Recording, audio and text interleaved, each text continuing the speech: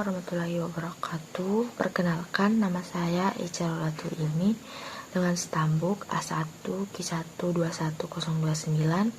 Video ini saya buat dengan tujuan untuk memenuhi tugas dari mata kuliah bimbingan konseling pribadi dan sosial. Langsung saja, kali ini saya akan mempresentasikan mengenai materi manusia dan kemanusiaan. Yang pertama yaitu hakikat manusia. Terlebih dahulu, mari kita mengetahui apa pengertian dari hakikat manusia. Manusia adalah makhluk bertanya. Ia mempunyai hasrat untuk mengetahui segala sesuatu. Atas dorongan hasrat ingin tahunya, manusia tidak hanya bertanya tentang berbagai hal yang ada di luar dirinya, tetapi juga bertanya tentang dirinya sendiri. Dalam rentang ruang dan waktu, manusia telah dan selalu berupaya mengetahui dirinya sendiri. Hakikat manusia dipelajari melalui berbagai pendekatan, misalnya common sense, ilmiah, filsafat, dan religi, dan melalui berbagai sudut pandang seperti biologi, sosiologi, antropologi, psikologi, dan politik. Dalam kehidupannya yang real, manusia menunjukkan keragaman dalam berbagai hal, baik tampilan fisiknya, strata sosialnya, kebiasaannya, bahkan sebagaimana dikemukakan di atas, pengetahuan tentang manusia pun bersifat ragam, sesuai pendekatan dan sudut pandang dalam melakukan studinya. Dapat kita simpulkan bahwa pengertian hakikat manusia adalah seperangkat gagasan atau konsep yang mendasar tentang manusia dan makna eksistensi manusia di dunia. Berikutnya adalah aspek-aspek hakikat manusia. Yang pertama, manusia sebagai makhluk Tuhan. Manusia adalah makhluk paling sempurna yang pernah diciptakan oleh Tuhan Yang Maha Esa. Kesempurnaan yang dimiliki oleh manusia merupakan suatu konsekuensi fungsi dan tugas mereka sebagai khalifah di muka bumi ini. Manusia adalah subjek yang memiliki kesadaran dan penyadaran diri. Oleh karena itu, manusia adalah subjek yang menyadari keberadaannya. Ia mampu membedakan dirinya dengan segala sesuatu yang ada di luar dirinya atau objek. Yang kedua, manusia sebagai makhluk individu. Kesadaran manusia akan dirinya sendiri merupakan perwujudan individualitas manusia. Manusia sebagai individu atau sebagai pribadi merupakan kenyataan yang paling real dalam kesadaran manusia. Sebagai individu, manusia adalah satu kesatuan yang tak dapat dibagi, memiliki perbedaan dengan manusia lainnya sehingga bersifat unik dan merupakan subjek yang otonom. Yang ketiga, makhluk sebagai yang ketiga yaitu manusia sebagai makhluk sosial. Dalam hidup bersama dengan sesamanya atau bermasyarakat, setiap individu menempati kedudukan atau status tertentu. Di samping itu, setiap individu mempunyai dunia dan tujuan hidupnya masing-masing. Mereka juga mempunyai dunia bersama dan tujuan hidup bersama dengan sesamanya. Selain adanya kesadaran diri, terdapat pula kesadaran sosial pada manusia. Melalui hidup dengan sesamanya lah manusia akan dapat mengukuhkan eksistensinya. Sehubungan dengan ini, Aristoteles menyebut manusia sebagai makhluk sosial atau makhluk bermasyarakat. Yang keempat, manusia sebagai makhluk berbudaya. Manusia memiliki inisiatif dan kreatif dalam menciptakan kebudayaan, hidup berbudaya, dan membudaya. Kebudayaan bertautan dengan kehidupan manusia sepenuhnya. Kebudayaan menyangkut sesuatu yang nampak dalam bidang eksistensi setiap manusia. Manusia tidak terlepas dari kebudayaan, bahkan manusia itu baru menjadi manusia karena bersama kebudayaannya. Sejalan dengan ini, manusia tidak menjadi manusia karena sebuah faktor di dalam dirinya, seperti misalnya naluri atau akal di dalam dirinya, melainkan fungsi kehidupannya, yaitu pekerjaannya, kebudayaannya. Demikianlah kebudayaan termasuk hakikat manusia. Yang kelima, manusia sebagai makhluk susila. Sebagai makhluk yang otonom atau memiliki kebebasan, manusia selalu dihadapkan pada suatu alternatif tindakan yang harus dipilihnya. Berikutnya yaitu kita masuk pada dimensi kemanusiaan. Pada hakikat manusia terdapat 4 dimensi manusia yang dibawa dari lahir. Adapun dimensi-dimensi tersebut adalah dimensi keindividuan, dimensi kesosialan, dimensi kesusilaan, dan dimensi keberagaman.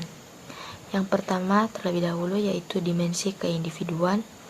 Manusia sebagai makhluk individual mempunyai arti bahwa manusia sebagai seorang yang utuh dan tidak dapat dibagi antara kesatuan fisik dan psikis. Sebagai individual, manusia merupakan makhluk yang unik atau berbeda antara yang satu dengan yang lainnya. Hal itu pun terlihat pada diri setiap manusia yang mempunyai dunianya sendiri. Mereka secara sadar ingin menunjukkan eksistensinya, ingin menjadi dirinya sendiri, dan bebas bercita-cita. Menurut Irfan, pada tahun 2008, manusia sebagai individu memiliki hak sebagai kodrat alami atau sebagai anugerah Tuhan kepadanya. Hak asasi sebagai pribadi terutama hak hidup, hak kemerdekaan, dan hak memiliki. Konsekuensi dari adanya hak yaitu manusia menyadari kewajiban-kewajiban tanggung jawab sosial. Adapun faktor-faktor yang mempengaruhi keindividuan ada 2 macam, yaitu faktor dari dalam atau internal dan faktor dari luar yaitu eksternal. Faktor internal adalah penilaian yang dilakukan individu terhadap dirinya sendiri berdasarkan dunia di dalam dirinya. Adapun faktor ini terdiri dari 3 bentuk, yaitu diri identitas atau identity self, diri pelaku atau behavioral self, dan diri penerimaan atau penilaian yaitu judging self. Berikutnya eksternal. Faktor eksternal adalah penilaian dirinya melalui hubungan sosialnya atau hal-hal lain di luar dirinya. Adapun faktor eksternalnya meliputi diri fisik atau physical self, diri etnik moral atau moral ethical self, diri pribadi atau personal self, diri keluarga atau family self, dan diri sosial yaitu social self. Berikutnya yaitu yang kedua adalah dimensi kesosialan. Dimensi kesosialan merupakan dimensi yang didasarkan pada tiap-tiap individu yang diharapkan dapat bersosialisasi dengan lingkungannya dan menjalin komunikasi yang baik, di mana dalam kehidupan sehari-harinya tidak menyebabkan perpecahan antara satu dengan yang lain, sehingga tercipta masyarakat yang rukun, aman, dan tentram. Proses terbentuknya dimensi sosial dan perkembangannya dalam pendidikan pada diri manusia tampak lebih jelas pada dorongan untuk bergaul. Dengan adanya dorongan untuk bergaul, setiap orang ingin bertemu dengan sesamanya sebagai anggota masyarakat. Seseorang berkewajiban untuk berperan dan menyesuaikan diri serta bekerjasama dengan masyarakat. Menurut yaitu dimensi ketiga yaitu dimensi kesusilaan.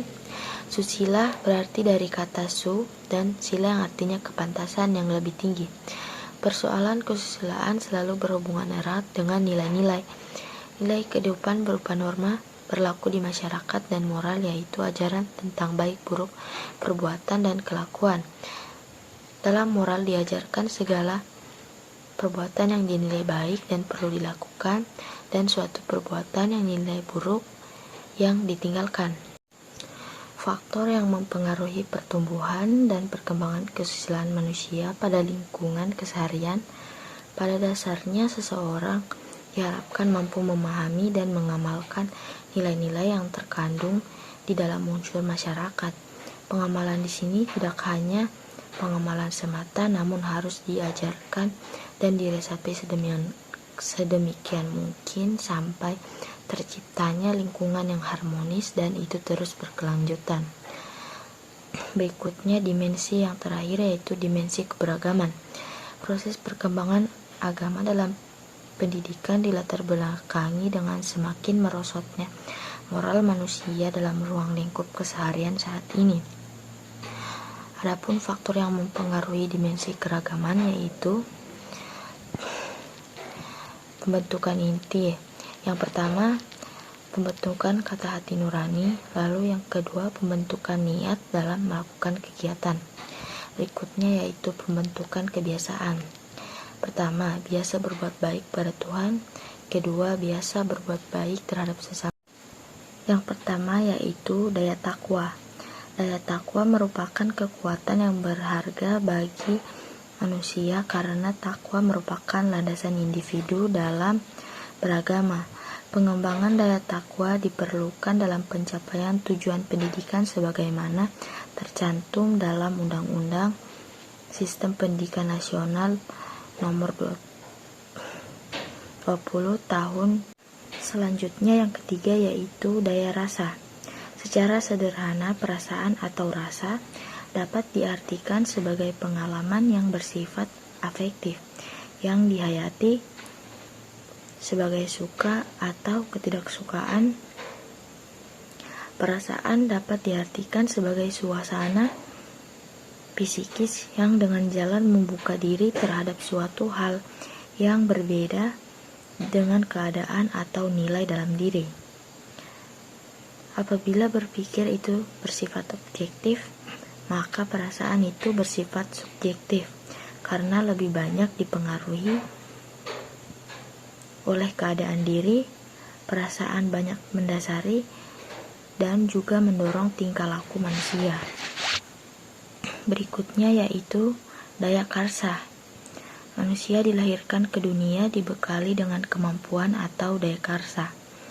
Jalaluddin Rahmat mengungkapkan bahwa daya karsa merupakan fungsi eksekutif dalam jiwa manusia.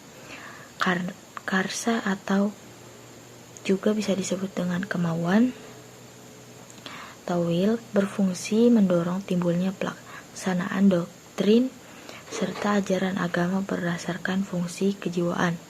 Mungkin saja pengalaman seseorang bersifat intelek atau emosi, namun jika tanpa adanya peranan will, maka agama tersebut belum tentu terwujud sesuai dengan kehendak reason atau emosi. Berikutnya yang terakhir yaitu daya karya. Manusia dilahirkan memiliki berbagai potensi, antara lain daya karya. P3KP menyatakan bahwa daya karya dikembangkan untuk memungkinkan individu mewujudkan keempat dimensi kemanusiaannya dengan isi-isi produk karya nyata yang dapat dihayati dan dirasakan kemanfaatannya dalam kehidupan sehari-hari. Pengembangan daya karya pada diri serta juga perlu dikembangkan secara optimal oleh. Itulah tadi materi yang saya presentasikan. Saya akhiri dengan ucapan wabillahi taufiq wal hidayah. Wassalamualaikum.